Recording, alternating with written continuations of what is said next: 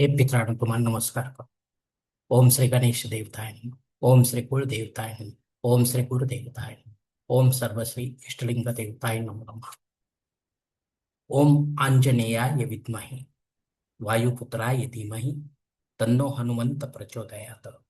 ओम आंजनेयाय विद्महे वायुपुत्राय धीमहि तन्नो हनुमंत प्रचोदयात.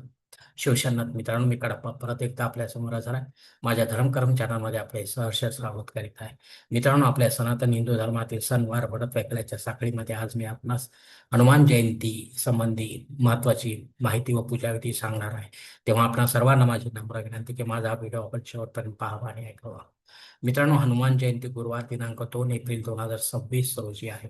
अर्थात चैत्र पौर्णिमा अरुणोदयी सूर्योदयी या हनुमंताचा जन्म होत असतो मित्रांनो, झालेला आहे. तेव्हा वेळ लक्षात घेऊनच आपण पुढील सेवा सुरू ठेवायची आहे. मित्रांनो, हनुमंताची सेवा करणे क्रम प्राप्त ठरते आपल्या सर्वांना. तर आपल्या शत्रूचा नाश करण्यासाठी व संकटातून आपली सुटका होण्यासाठी श्री हनुमान भक्ती करावी असे शास्त्र सांगते, जेणेकरून आपल्याला शक्ती बुद्धी व धैर्य प्राप्त होईल मित्रांनो. तर आता आपण थोडक्यात या हनुमंताची माहिती घेऊया मित्रांनो.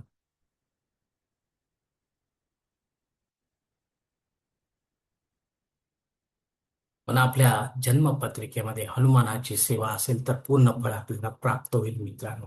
आपला मार्ग भक्ती मार्ग हा योग्य नाही मित्रांनो. किंवा हनुमान आपली कुळदेवता व इष्टदेवता तरी असावे. सोबत श्री रामचंद्राची व भगवान विष्णूची सेवा असता अतिउत्तम मित्रांनो.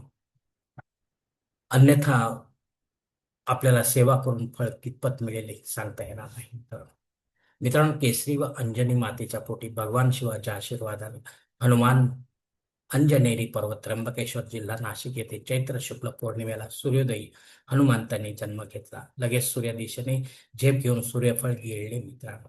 सृष्टीचा समतोल साधण्यासाठी इंद्रराजाने सूर्याची सुटका केली मित्रांनो. या ठिकाणी थोडेफार युद्ध झाले मित्रांनो, नाही अशातला भाग नाही.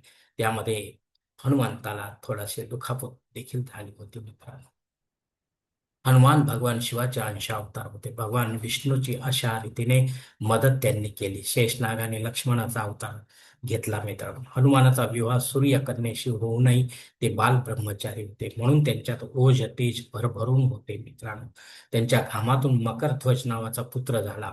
तो पाताळ लोकाचा राजा नंतर झाला, त्याला बनवण्यात आले मित्रांनो. युद्धानंतर हनुमानाने एकाच देवतेची श्रीरामाची धार्मिक सेवा केली. आपली पूर्ण बुद्धी शक्ती श्रद्धा भक्ती ऐहिक सुखे पूर्ण आयुष्य प्रभू श्रीरामाच्या चरणी हनुमंताने अर्पण केले मित्रांनो. अहंकारी रावणाने माता सीतेला फसगतीने पळवून नेऊन अशोक वाटिकेत बंदिस्त केले. भारत ते श्रीलंका असा दगडी पूल त्यांनी श्रीराम नाम जप करत तयार केला. सर्व वानरसेना लंकेला पोहोचली त्याद्वारे. मित्रांनो, साता समुद्रापलीकडे माता सतीचा शोध लावला. हनुमंताने राम लक्ष्मणाला तेथे ते घेऊन देखील गेले मित्रांनो. रावण पुत्राचा वध करून लंकेला आग लावली. रावण युद्धात श्रीरामाची मोठी मदत त्यांनी केली. लक्ष्मणाचे प्राण वाचवण्यासाठी संजीवनी बुटी न कळल्याने पूर्ण तरुणागिरी पर्वतच उचलून त्यांनी आणला आणि लक्ष्मणाचे प्राण वाचवले मित्रांनो. मित्रांनो, सूर्यदेवतेला आपला गुरु मानून 14 विद्या व ज्ञानाची प्राप्ती करून घेतली मित्रांनो. माता सीतेला परत अयोध्या नगरीत आणण्यासाठी पूर्ण मदत केली श्रीरामा प्रभू रामचंद्राचे मित्रांनो.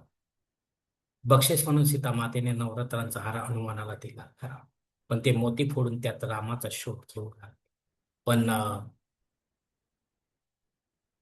त्यात राम दर्शन झाले नाही, म्हणून नवराचा झाड मातेवर परत गेला व मोठ्या धाडसाने आपली छाती पाडून आपल्या हृदयातील प्रभू रामचंद्राचे दर्शन हनुमंताने घडवले मित्रांनो. हनुमान सप्त चिरंजीवापैकी एक होते. प्रभू रामचंद्राने त्यांना आशीर्वाद रूपे अमरत्व प्रदान केले होते.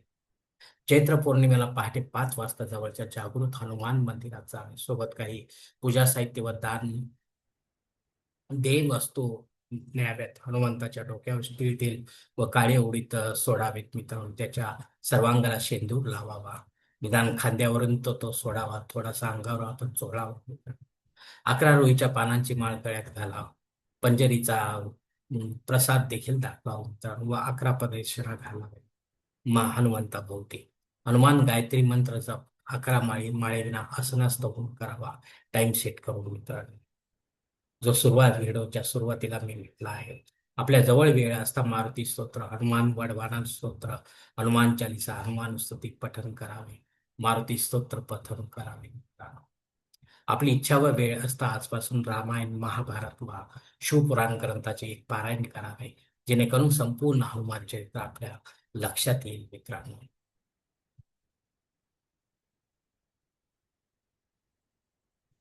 मित्रांनो, वरील विवेचनाचा थोडक्यात पण महत्वाचा सार असा आहे: भक्ती मार्गात देहताही स्वधर्म गुरुची आवश्यकता असतेच.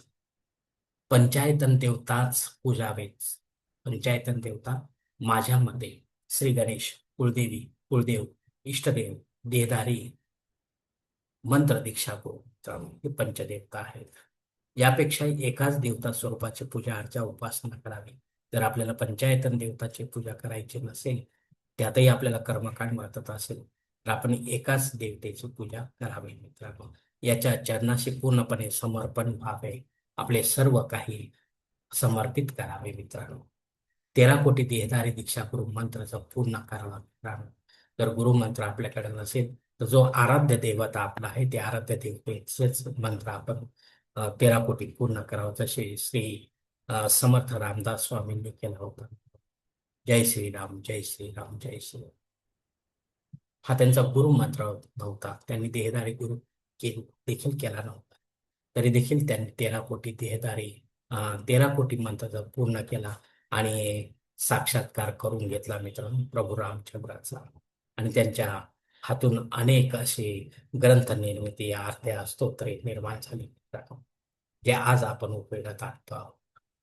मित्रांनो, कामवासना जनन क्षमतेपुरतीच मर्यादित असावी, ठेवावी. यापेक्षा अतिरिक्त आपण कराल तर ते ब्रह्मचर्याच्या व्याख्येच्या बाहेर जाईल मित्रांनो.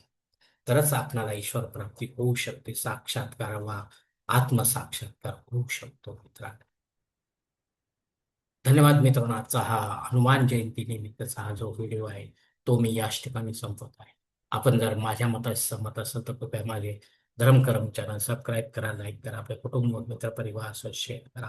तसेच कॉमेंट्स बॉक्समध्ये आपली मतं अवश्य नोंदवा आणि माझा पुढील व्हिडिओ आपल्यापर्यंत पोहोचण्यासाठी बेल बटन अवश्य दाबा. धन्यवाद मित्रांनो. पुढील भेटीपर्यंत आपण खुश राहा, आनंदी राहा, प्रसन्न राहा. हरिओम. शिवशंभो महादेव.